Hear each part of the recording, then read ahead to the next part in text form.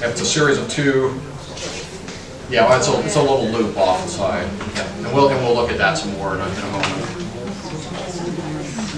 So this is what a patch was. Yes. The picture before, I raised my family on the top house, and that was Willow Circle. Yeah, that top house. I raised my kids there. The road was like you described, and it's right behind the public works. Okay, I want to get your name.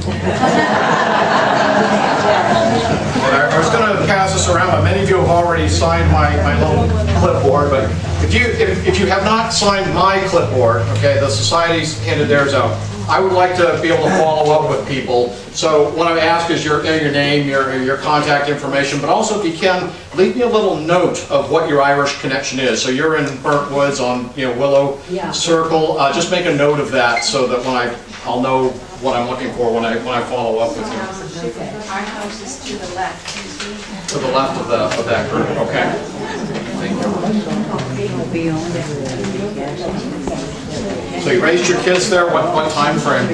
Married in '56, and for the next 10 years, my 5 kids. All right. Neat.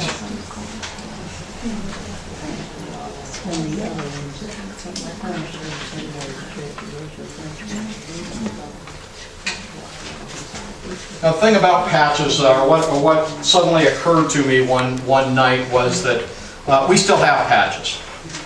Okay, we call them trailer parks. All right, and yeah, we laugh, but it's in so many ways it's so true. And it occurred to me when I passed this one. This one's on was it Turner Street, just out on the way to the college, the community college. And the reason it struck me was you're going on the street, and down below the hill behind the big house is this this huge massive roofs. Which, as you look through the older photographs of some of the older patches, was the same kind of view you got of them. A bunch of small dwellings, packed in a fairly tight area. The trailer parks are usually, a little more organized. They're, the houses are faced on the street, and the streets are relatively straight, but still it's a lower income option. It's a cheaper option for living. And people who don't have much need for a yard or space or what have you. So we still have patches today. Many of you know me know that poor folks are one of my pet topics. If you read the paper, I'm sometimes in there expressing my many opinions. Okay.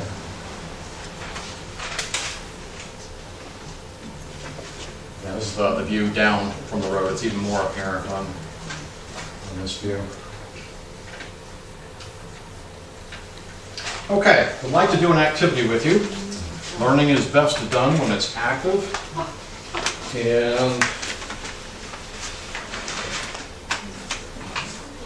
I'm going to pass out. I'm going to pass out probably just six of them. But the sheet that I'm going to pass out, in most instances, it's a copy of a U.S. Census record, and it shows a section of people in a given patch. And I've labeled it so it's clear because I enlarged them as best I could. But I'm going to give you a census schedule from most of them are the 1880 census. One of them is from a different record source altogether, and another one is from 1900. I might not pass that one out. But what I would like you to do, I'm also going to pass out pumpkins. On the pumpkins is the name of a patch, and there's also a pen attached. So this first row here, why don't you all be the Auburn patch, and don't start until I give you the stuff.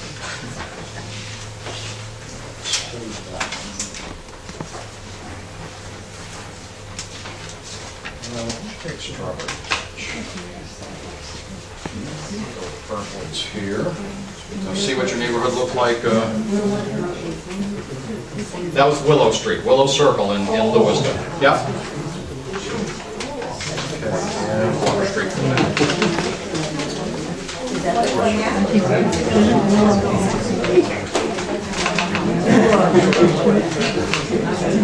so I'm going to hand the first person the census schedule, and what I'd like you to do, each person along your row, just take a moment, find a person, and jot down their basic information as you read it across. And it gives you know, last name, first name, might give their age. It'll say M or W for male or female.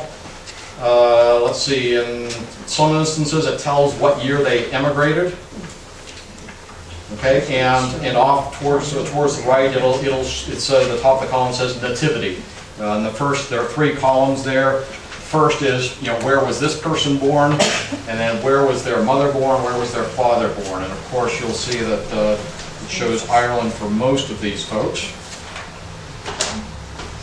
And who has Gas House Patch? We do. Strawberry Patch. Oh, the gas house. Oh, we'll get there. I want you to get acquainted with some of the people that live there before we.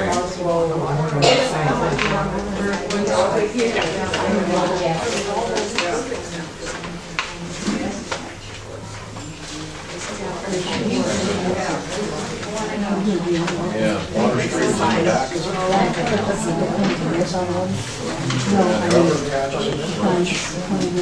all have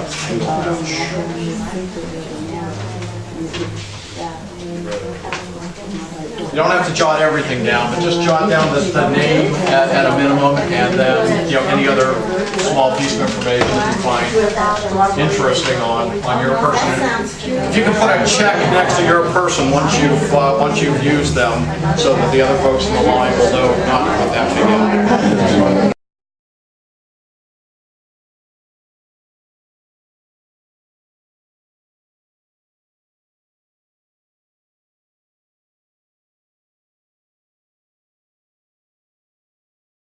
We've got our pumpkin patch together here. What we'll do now is I'll walk you through the different patches, just identify, you know, it by name as I know it, and you know, where it's located, and any interesting fact about them that I know. I'm certain I don't know everything, and that's why if you have stories, I would like to get your name on my clipboard, because we've only just begun this project. Okay, so I said my great-grandfather, Jeremiah Murphy, and there were 4 of them in town at that time. Mine had a distinguishing characteristic. He had lost one of his legs on one of the local railroad bridges, and also happened to know from my grandmother that he operated a fish shop. He started out in one of the shoe shops on Court Street, but I suspect that his leg wouldn't allow him to stand at a machine, you know, in all kinds of crazy temperatures, making shoes. So he had a fish shop that he had 2 or 3 different locations along Main Street here in Auburn. But as I said, he was listed as living on the patch, and we're right here. This is Court Street, crossing over to Lewiston. What's now Great Falls Plaza was where the Irish Patch was. That street, it's changed configurations a couple of times. There used to be a second street cutting across here. Yep, Franklin Street, and oh shoot, what was the name of the other one? Cushman? I think it's Cushman Street.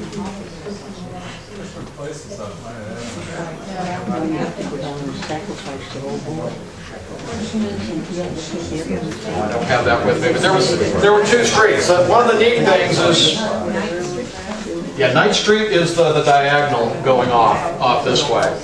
Yeah, up in here was a meatpacking plant, the Pendley meatpacking plant. R.I. Mitchell. Yeah, and R.I. Mitchell was in there later. One of the interesting things is, you know, some of you might be familiar with the old post office. There used to be an independent post office building here. Well, that's, you know, it's just about where the post office is located still today. The more things change, the more they stay the same. This is an interesting thing that you find. The parking garage over here behind Auburn Hall at one time was a very large livery stable. Okay, so it's serving the same purpose that it's always served. It's as modern as it looks. Same function. Now the Auburn patch was vacated about 1886, 87 thereabouts. And then the city directories, the last reference you'll see to people living there is in 1887. And I don't have the full story yet. I read somewhere that there was a park or something planned there, and again, it was Franklin Company land. You know, the company owned it, and for whatever reason decided to clear it. So these folks had to move elsewhere, and many of them moved downriver, down Main Street, down to the Newbury Street. Neighborhood, Newbury Street and Laurel Hill. When you look at the 1900 census, you'll see Murphy's, McCarthy's, Minahans, and a few other folks living off of and around those streets. And others undoubtedly moved to other places in Auburn and Lewiston as well. The names of those streets have changed too. Because we thought Yeah. when we were looking for my family that what we thought was Laurel Street is not Laurel Avenue. Yeah. Yeah, and the Newbury Street at one time, I think, was River Street or something like that. Yeah. Yeah, no, I bought it. Oh, let's see, what else can I tell you? This is a picture of what the Auburn patch looked like. A little bit different from today. It wasn't, you know, all graded and nice. It was, yeah, it was rough land.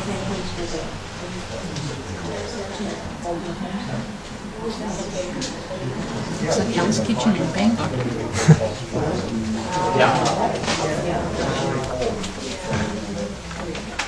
Yeah, one time is, you know, when you look at the directories, it often mentions North Main Street. Yeah. Yeah. And at one time there was... It's interesting that the synagogue was built in that area. That's Really? where you're talking about. Oh, yes. Yeah. Yeah.